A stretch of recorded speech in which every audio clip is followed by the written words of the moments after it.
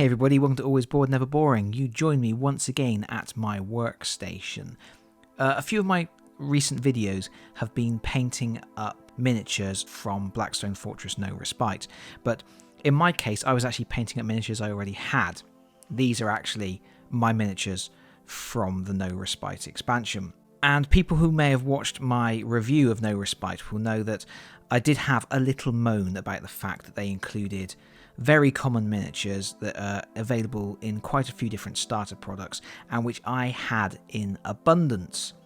But I've had that little moan, and I am of the mind that if life gives you lemons, then you should hack those lemons into little bits and then fuse them back together into nightmare fuel.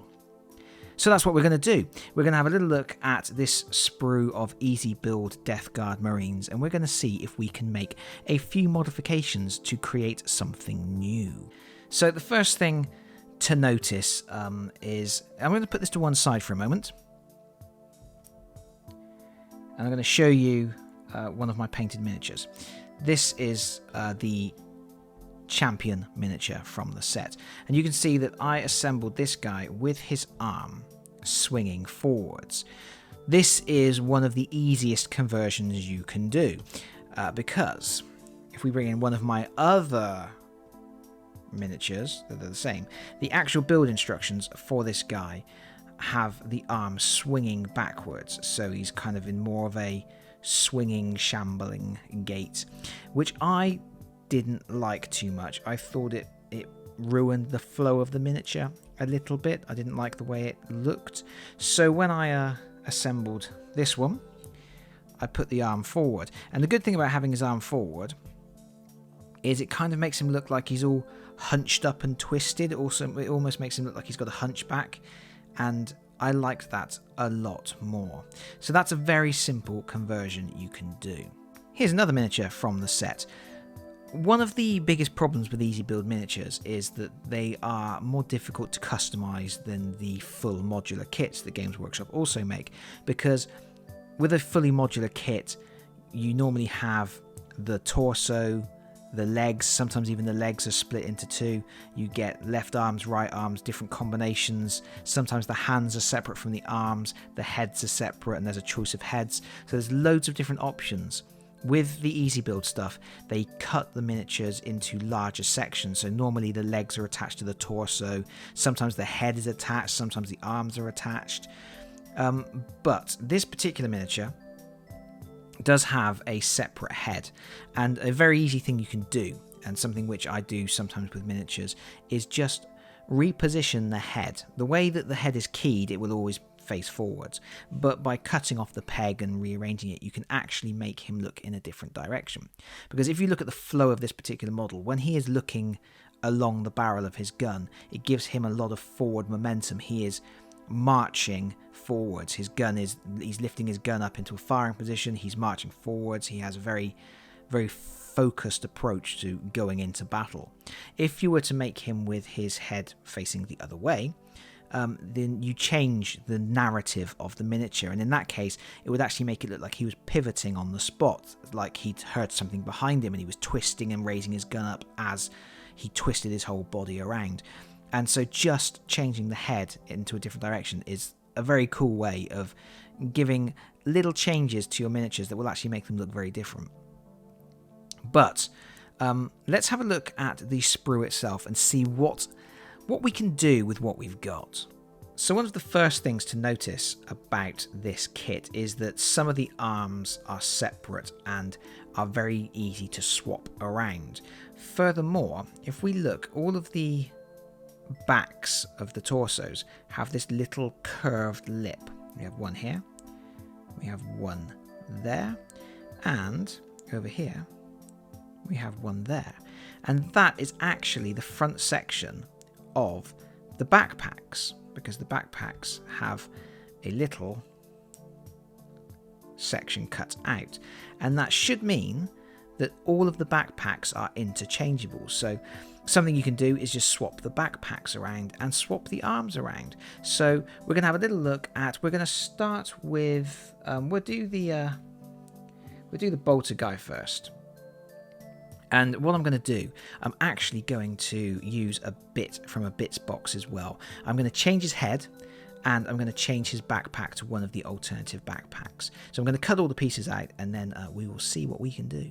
So these are all the components we're going to need, and for the most part this miniature is going to go together very similar to how he is built in the instructions. We have his bolter here, we have his breastplate, we have the main body section, but then what I've done is I've picked a different backpack, and I have grabbed a head from, this is actually from Burning of Prospero.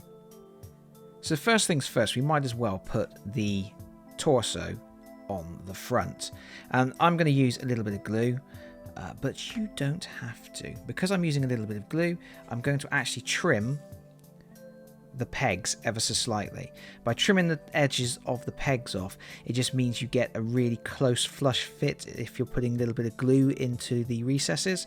If you don't do that when you're gluing push fit miniatures, sometimes the fit isn't really snug. So this is what I always do.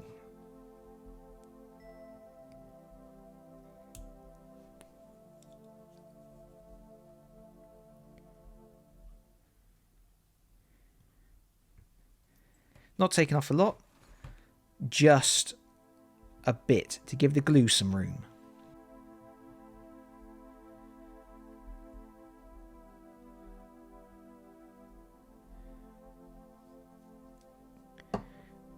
Glue in the hole. Now, you will notice that if I was following the build instructions, I should have put the head in here because the head is on a peg, and before you sandwich these two sections together, you want to get that head peg in. But we're using a head swap, so hopefully that won't be a problem. So there you go, that's gone together really nicely and without a lot of pushing on sharp bits of plastic, which hurts my fingies.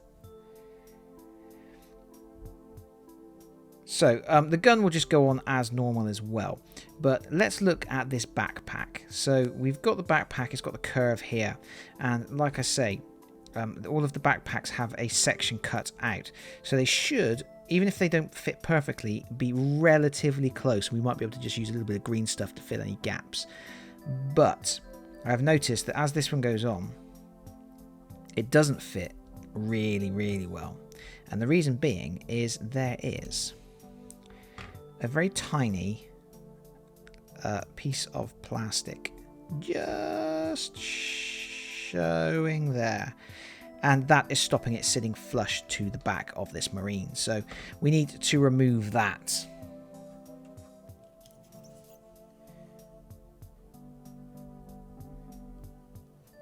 And now hopefully this should fit relatively well.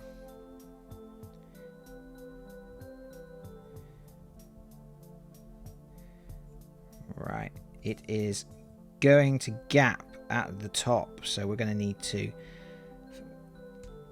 oh maybe not, maybe we can just bend it and melt it in place with a little bit of glue.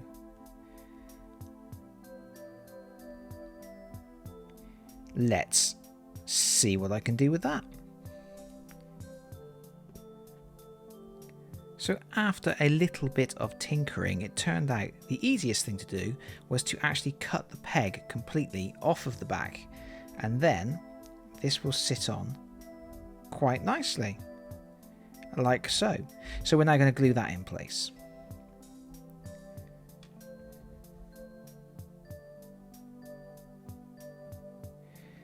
I'm using plastic glue, which fuses the plastic together. You get a really strong bond. This stuff isn't going to come apart, but you have to be careful not to use too much, because if it goes everywhere, it can actually scar the miniature and ruin the detail.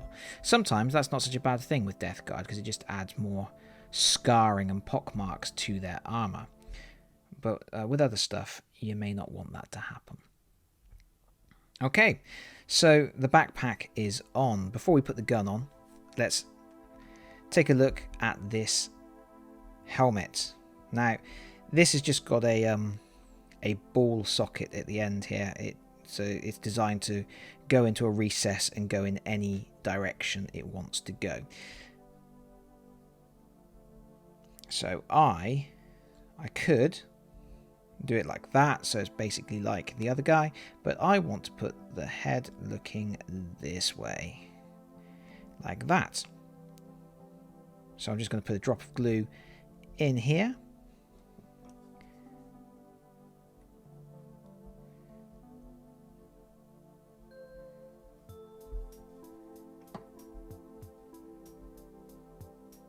Drop this in like so.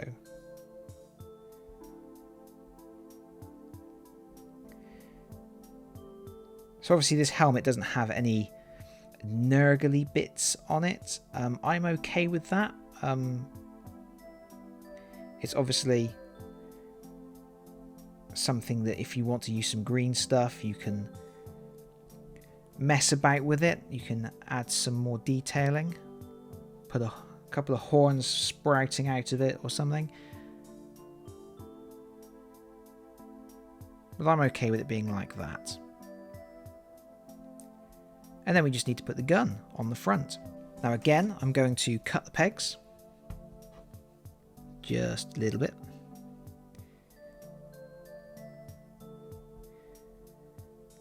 So this conversion will end up with a miniature that has exactly the same armament as his counterpart from the proper build instructions. So it's just the bolter.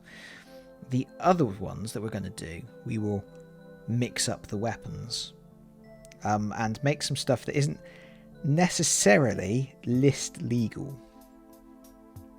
But these guys are going to go into the Blackstone Fortress, because I think 3 Nurgle Marines isn't enough for the Blackstone Fortress. So these guys are going to join the others. That's my plan. And they will have different weapon loadouts so that I can keep mixing up which weapons the good guys are going to face.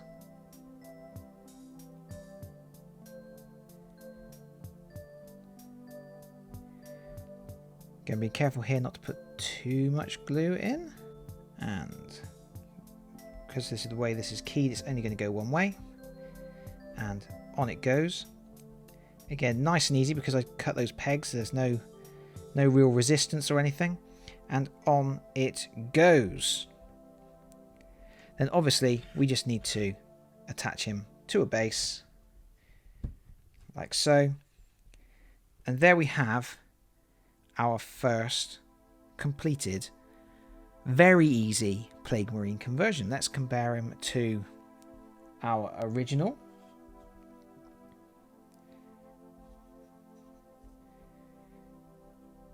There you go. Looks like they're having a little conversation, trying to figure out which way they should go. So it's not a massive difference, but it is enough that you don't have 2 identical Marines. What you can do, if you want, you can clip off this grenade here. That will create another area of difference. But I'm not going to. I'm going to leave it like that. So next up, we're going to tackle this fella here. He's the one with the plague spitter cannon thingy. He's a bit of a problem because his head is attached to his torso, and also he has this breathing pipe which goes round and then goes under the arm, and then it continues on the torso piece here. So we can't really do an easy head swap with him without having to carve off this pipe or sculpt some kind of joining area on the new head. So we're going to keep the head as is, but we're going to do some weapon swapping. We're actually going to make something which is not a combination that you get originally. We're going to give him the plague knife, and he's going to keep his mutated limb because it's actually attached to his torso, and then we are going to give him the backpack which has the plasma gun on it. So I'm going to cut those components out, and then we will have a go at putting them all together. Here we have everything we need. We've got the main body section, we've got the front torso section with the head, we have the backpack, we have the plague knife, and we have the base, and that is that. So first of all, we'll start by attaching the front on, which is going to complete that shoulder pad there and complete the body section, get the head on. So I'm going to clip those pegs again, like I have with all the rest, just to make sure we get a good fit.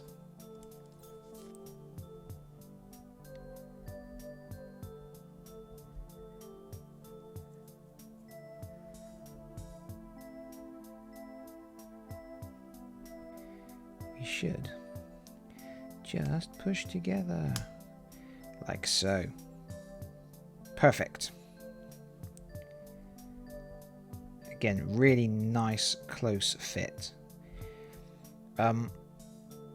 You will notice there is a gap up here on the shoulder pad. That's actually by design. That's actually supposed to be a chip in the top of the plate, like these chips around here. So that is not a miscast. Right. Let's have a look at this backpack, I guess, before we deal with the arm. So the backpack, you can see there was a recess on the back of this one. And that's because that previous backpack we used, that's where that little peg that I cut off would have fitted in. Obviously, we're going to trim this peg again. It may be a case that we trim it all the way off. I'm a bit concerned about these extra tentacles holding the gun on and how they're going to marry up with this part of the body. We may need some green stuff in there. I do not know. They may not fit on at all. I think, yeah, we might need to do some trimming to get those to work. So I'm going to cut this peg off for a start, and then we'll see if we can wiggle it on and make good.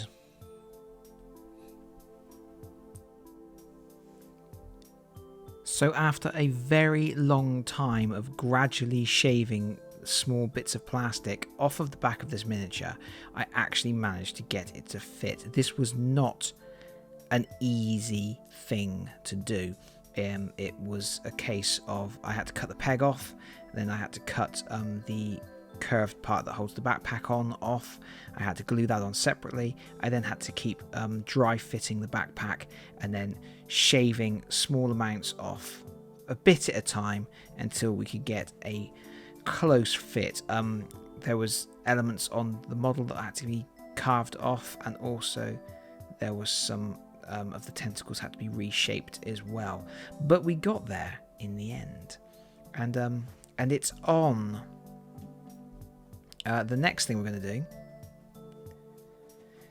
is attach our plague knife, and this should be a little bit simpler. We're just going to trim the peg slightly and glue it on and hope it just fits.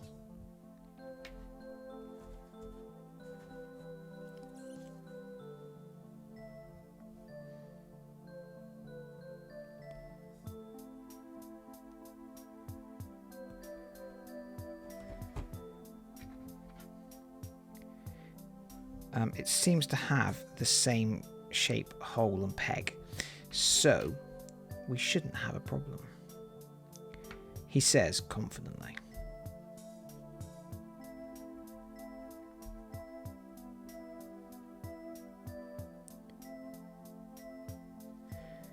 This is where we find out that the backpack will stop the arm going on because it's in the way.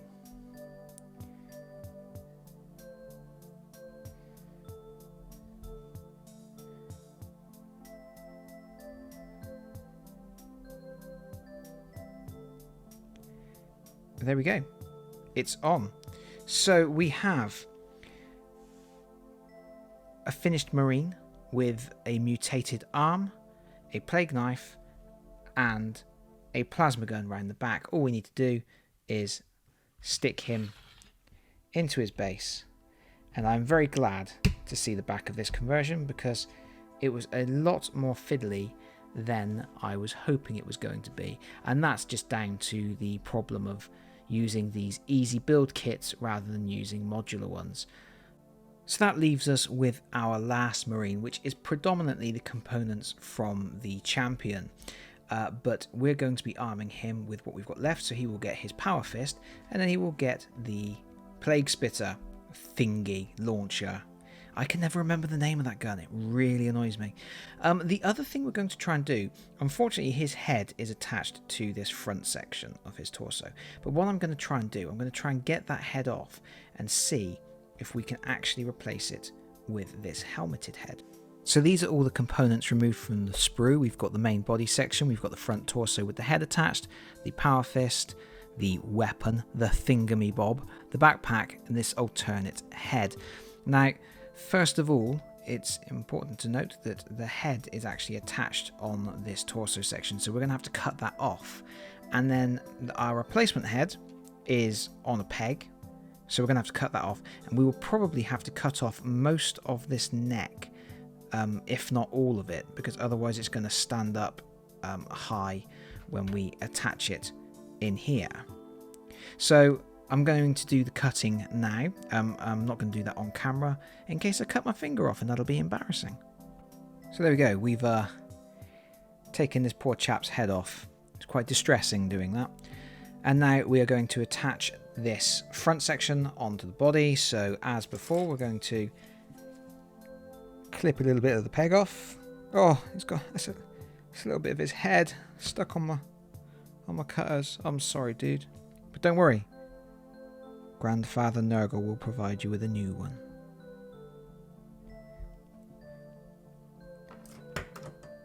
Right.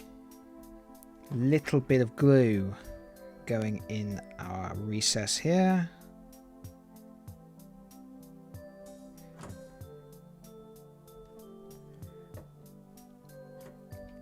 That goes on here, and I am all fingers and thumbs trying to do this through the viewfinder. There it goes. On he goes.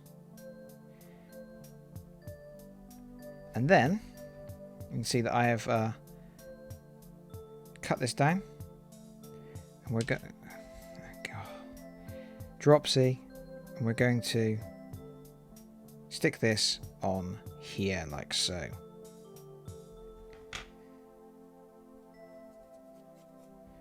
There's little bits of the guy's head everywhere.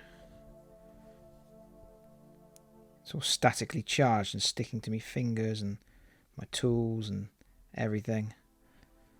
I'm feeling bad about it. So that will go on like so.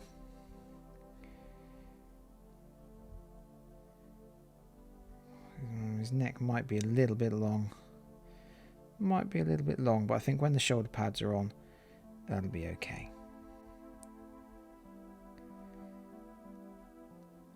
So next we have the backpack. Now, as before, we've got this peg, and we've also got a small raised peg on here. So I'm just going to cut this peg off. I'm going to cut that peg off there, and we'll just glue it on.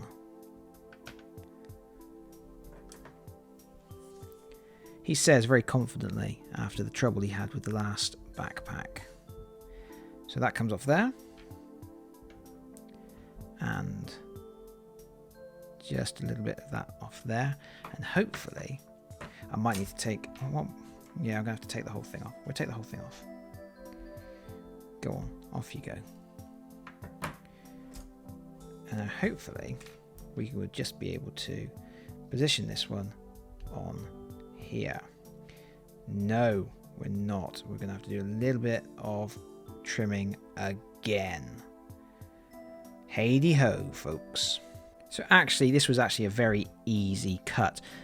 We just had to take a small section out of here, which was there was a lip that came up to about there. Just had to cut in there and remove that out. And now that will fit nicely onto the back of our Plague Marine.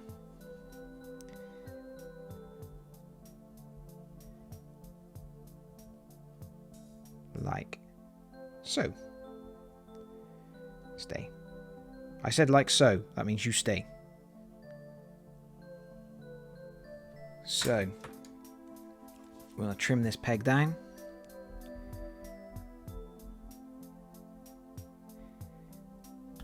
I'm going to trim quite a lot of this peg off because this is not the peg for the weapon that we're going to attach. So I may even have to trim the whole thing off. We will see.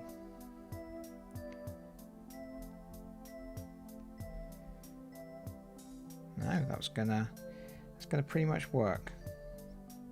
Ow, that hurt my finger. I might trim it off anyway, just so I can get a better position to have it slightly up away from this tentacle. So I think I will trim the whole thing off anyway and just glue it directly to the flat surface.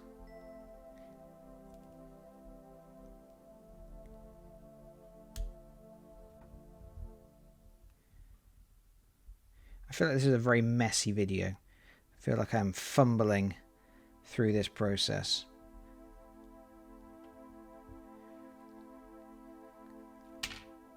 That fell off. Maybe should have left a little bit of the plug. Now we've just got to get this power fist on. Now, do I put it in the... Drop that too. That's on the floor. Excuse me, everybody. Right. Interrupted my chain of thought. It interrupted my train of thought to the point where I called it a chain of thought. But there we go. Do I... Yeah, I don't want to go backwards because I'm gonna go into that backpack. So I'm going to put him forwards. And I am going to trim this peg off as well, because the way this is keyed, it's got a little crescent curve that wants it to go into the backwards position. Like I said at the start of the video, I don't really like that backwards position anyway, so we're gonna do him forwards.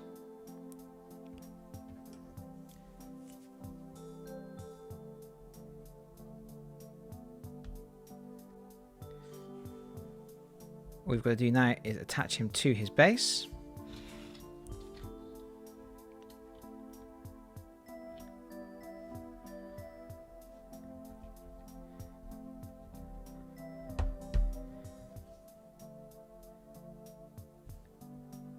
And we have, well, I'm sure is an absolutely tournament legal weapon combo. But, you know, I can drop this guy into the Blackstone Fortress and then people can have to worry about him lobbing diseases at them at range or punch him in the face with a big power fist. Something for them to think about, isn't it? But that is it from me for now. Thank you so much for watching this. I appreciate it has been a little bit of a messy video. We've all learned together as I've gone through. But if you have liked the video, please consider pressing the like button. If you have really liked the video, please consider subscribing if you don't already do so. And hopefully I will see you all again very soon. Bye bye everyone. Bye bye.